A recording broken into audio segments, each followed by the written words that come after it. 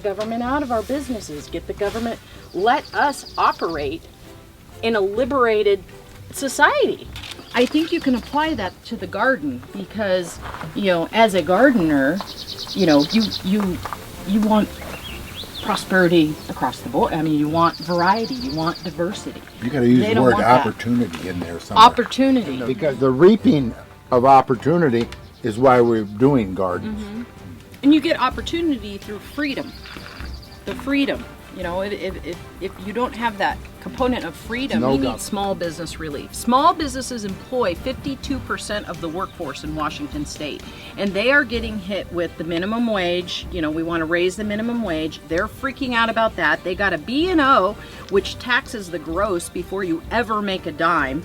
They have, cost of everything's going up. That's transportation for, and they're on the ropes. We need to do away with the Federal Reserve. That's the problem. Yep. The reality is we are in so much debt because we bailed out these damn banks, and we're on the hook now. So now when I go down to the store, what cost me 99 cents back and forth is now $4.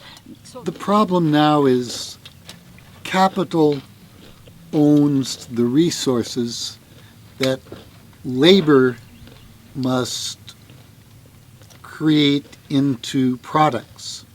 So the capital no longer needs the labor or can force the labor to work at such cheap wages that the laborer can't survive. Now, this didn't happen when our government was created, either the United States government or the Washington government.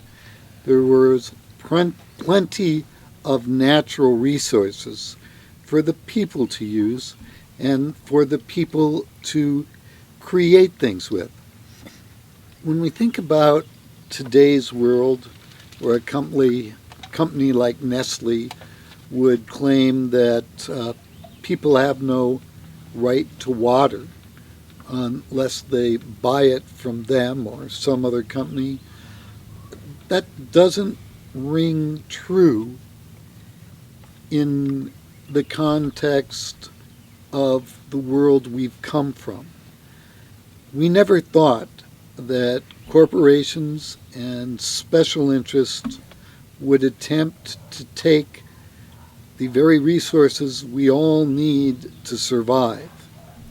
And if we're going to allow that kind of privatization, we've got to expect that it will be people that are expendable to these corporations. They'll just want those around that can afford to pay the price they have put on water, which has always been throughout history thought to be a God-given resource to the people. Years we've realized that countries have the sovereignty because it is the people that are sovereign. It is the people that ultimately own and must care for and must have access to God's resources.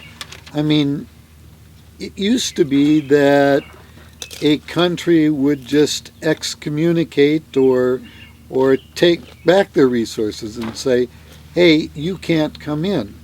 But I mean, we're creating a world in which countries like the United States or China, they buy their way into another country and then they act as if they own that country. But throughout history, it's always been recognized that true sovereignty lies with the people. They only loan the power to the government to exercise their sovereignty so long as it does it consistent with their will and what benefits the people. There's no reason to allow a government which abuses its people to continue to exist.